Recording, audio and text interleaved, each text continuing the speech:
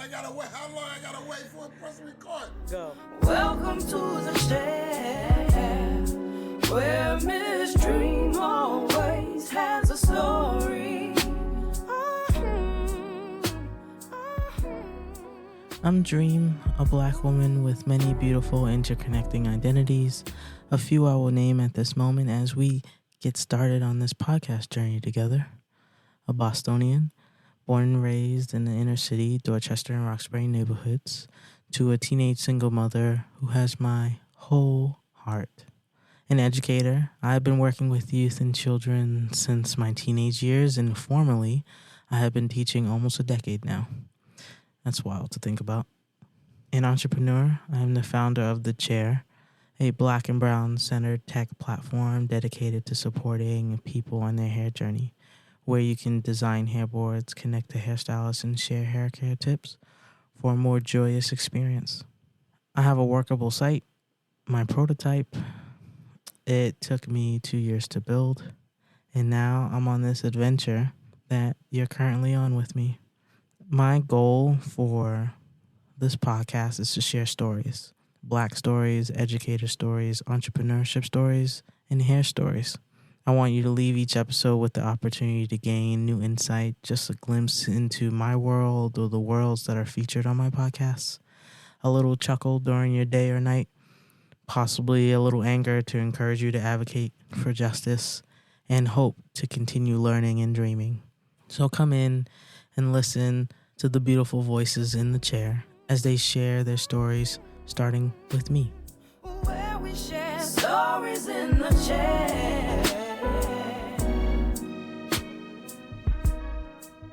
Hello, beautiful people. This is Jadi. Jadi, can you please introduce yourself? Yes. Hello, everyone. I am Jadi Amazi, and I'm many of things, but I take pride in being a daughter, a wife, and now a mother. And I am also a self-proclaimed space maker, which means I dedicate all of my time and energy to figuring out ways to create space for those who have historically been denied space, erased from space, marginalized in space. And that takes form in two primary ways. One, I work at an architecture firm by day. That's where I spend majority of my time, resources, and energy. Then outside of that, I curate events for the LGBTQ plus communities of color. I am building a platform called The Chair, which is dedicated to supporting black and brown people on their hair journey.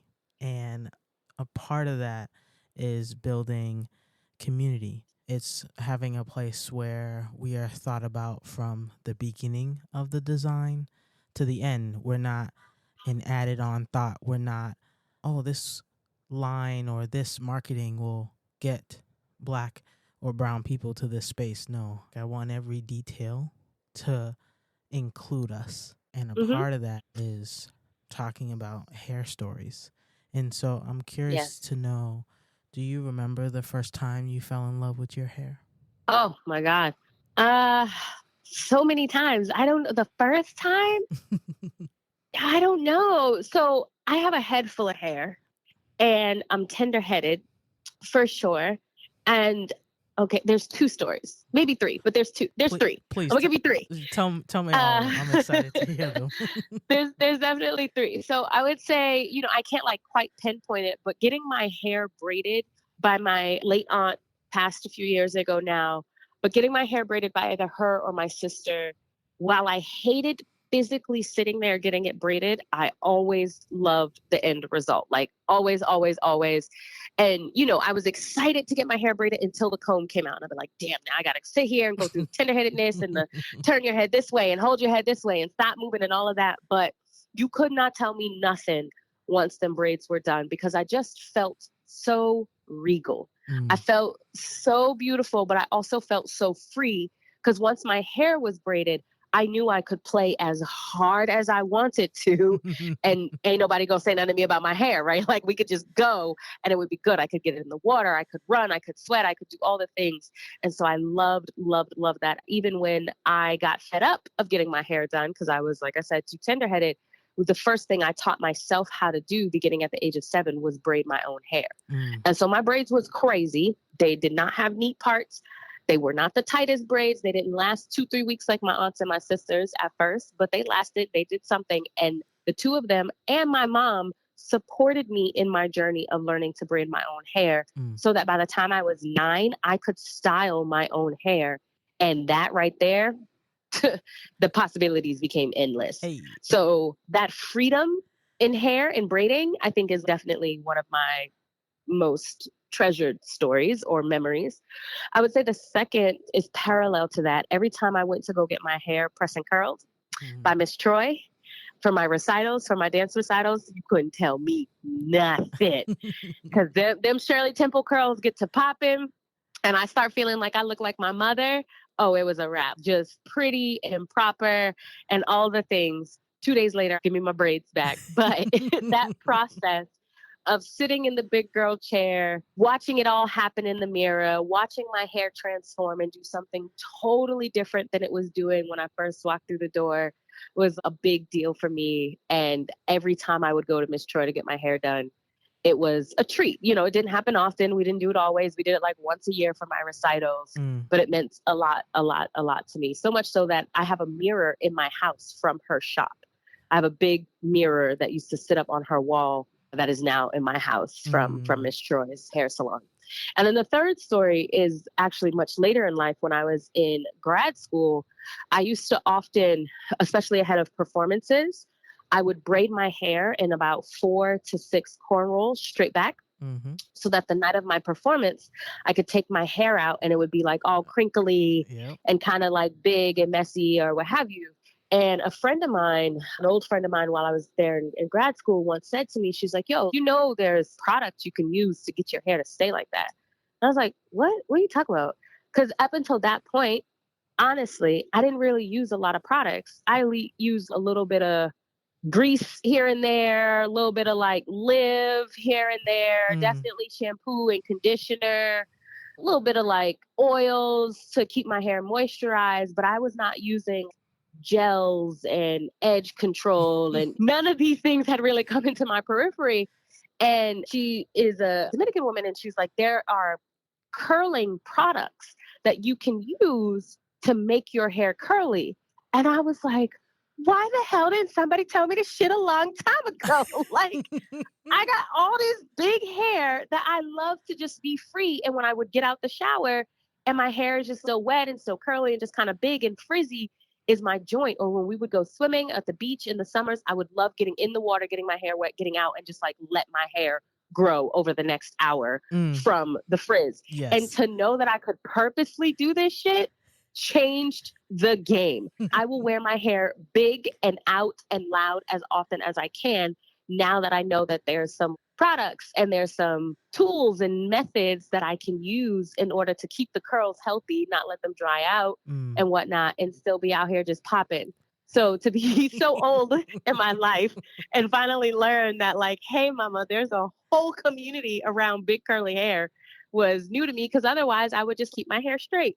Braid it when I wanted it to be big and crinkly and then go get my hair done again and like bring it back down the straight because that's what I was taught to do as a Black girl. Get your hair pressed and curled and wrapped. I know nothing about just letting it be out and curly. So those are my 3 hair stories. Where we share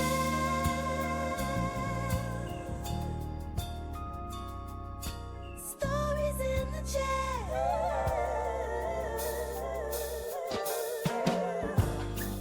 Look, it's my commercial. We will be right back. It's more than just a bad hair day. It's a journey. Finding the right hairstyle isn't easy, nor is finding the right stylist or the right products. Looking in every corner of the web gets messy, overwhelming, and exhausting.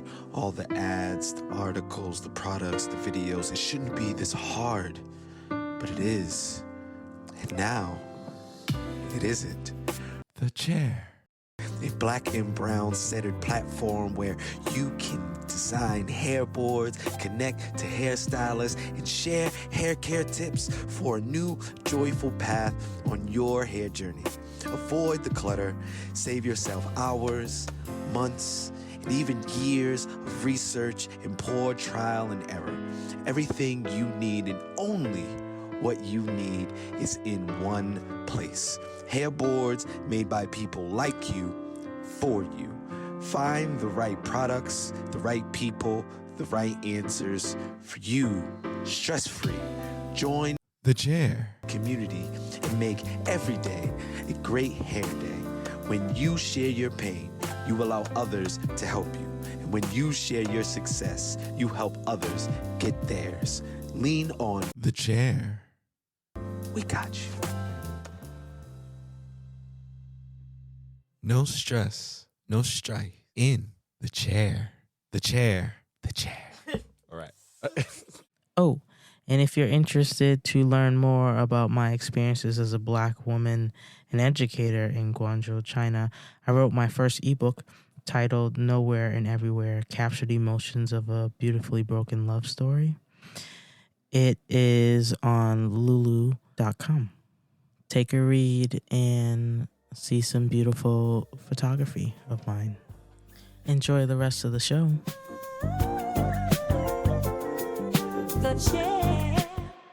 I've had interviews with people who have been in the Navy, lawyers, different type of professions, and we've talked about how hair shows up in the workspace. Did you ever feel like you were having that conversation in the workspace with your big hair? Maybe I was. But the problem / blessing with the way I live my life is my mama taught me not to give a fuck. So sometimes I could be a little oblivious to people's opinions about me because I just move with so much confidence because Ma said I could. So if anybody ever had an opinion about my big hair, either they didn't say it in a way that I heard it, or they weren't brave enough to say it because 9 times out of 10, I was the only or the first Black woman they encountered in that professional space with any of that type of hair. I just don't think that it ever really came up. Also, you know, the reality is that as a Black woman in America, I know what's up. I know what it is. I know how to show up to work with big hair that is a slightly different version of big than what I would show up to an open mic with. Those are 2 different hairstyles. They're both big, but one might have a tighter, you know, more pulled back, closer to my face curl, whereas the open mic big is just going to do what it's going to do. I have no idea what it's doing in the back. I'm not checking because it doesn't matter because I'm home. There's a difference. So I think that might also be part of it. But no, I don't feel like I've ever really had to navigate work and my hair in a way that was uncomfortable or unmanageable for me. I will say, though, that one day I was on a call with, where was Boo from? Where did she work? It'll come to me. There's another professional organization related to architecture, maybe historic preservation, I can't remember. And we scheduled a call. We got on a Zoom. We were talking about an opportunity to collaborate on something. It was a short call. And after the call, she sent me an email and she was like, hey, by the way, I just have to say it was so beautiful to see you show up on the call with a head wrap on. I've been wearing head wraps to work all the time. Some days I just don't have the energy to get these curls together. I ain't got it. It's either you have me here or I do my hair. I can't do both. And so I'm often wearing head wraps to work. And so she was like, yo, does anybody ever say anything to you about your head wrap? No. What? It made me think, oh shit. What I'm doing could be perceived as unprofessional to some folks. And God bless that nobody in my firm has ever said anything to me about it, because it would have been a problem if they had. But it just had never dawned on me that there was that perception around the head wrap. And don't get me wrong, it's a big, beautiful, ornate head wrap. It got folds and pattern to it, and I use different colors, and usually the colors match my outfit and et cetera. Like, it's very intentional. But even still, she was just like, I was so excited to see you comfortable enough to be in your office with a head wrap. Damn, we still out here suffering like this? It's crazy. Yeah, the stories I've been hearing have been wild about how Black people are navigating in all the spaces when it comes to No, hair no. and their professionalism. And I just think about hair in the workspace, whether Mm-hmm. it's a conversation of being like, hey, don't touch my hair, or hey, Mm. have you thought about straightening it? Okay, we're having a Wow. conversation. Or I've also had an emergency meeting called on me because I came to school with a head wrap. Wow. Listen here, friend. I do have to start transitioning. All right. I am officially on mama duty. I love when kids keep showing up in these. Mm, Well, Ja, thank you so much for sitting in the You're chair welcome. and sharing your Yes. stories. I truly appreciate it. Yes, I'm so happy to do so. Thank you for the invitation. Welcome to the chair where Miss Dreme always has a story. Once, twice, 3 times the minority. Not considered a whole person, let alone a citizen or intellectual worthy of their majority. See, their rules, their laws, their freedoms didn't apply to me, and when they spoke of equality, they weren't referring to me. They told me I didn't have a voice and that if I did, it would be rejected. Told me I didn't have a choice because it was being cast in shadows, subjected by their pride, fears, and desire to control anything unlike them. Disregarded, disrespected, and neglected by their ignorance, they claimed that my color was confined to slave labor, that my sex needed to be restricted by chauvinistic gender roles, and that my preference would condemn my soul. Told me I could clean their homes, but I couldn't reside amongst them. I could raise their families, but I couldn't head them alone. I could be the female athlete that left them in awe, but I could never be their daughter-in-law. Segregated, separated, set aside by society, but still superseding their supposed superiorities because I am once, twice, 3 times the person they will ever be. I have once, twice, 3 times the soul they will ever own. I am once, twice, 3 times stronger than they want me to be. See, they envy me, they mimic me, they want me and my bravery. They see this walk, remember the history, and want to pick up on the rhythms.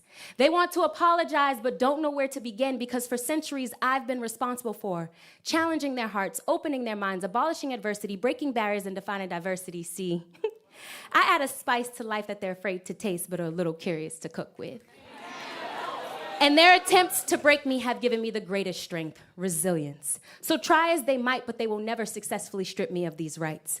I have been lynched, raped, and mobbed. I have been suppressed, denied, and ignored, and I will tolerate this no more. I will not start marching, rallying, advocating, and speaking until my honor is restored.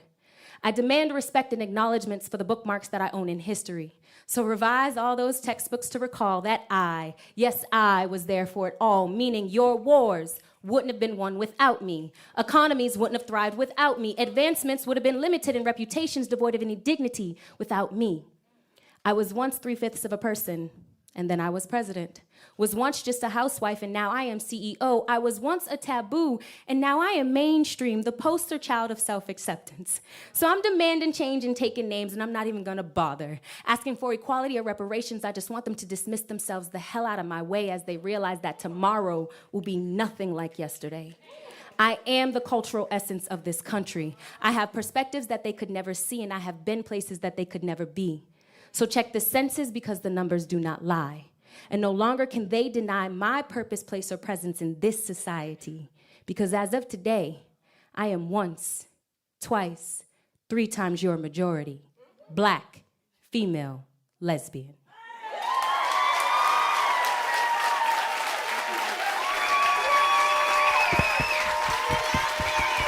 Everybody give it up for Jadi!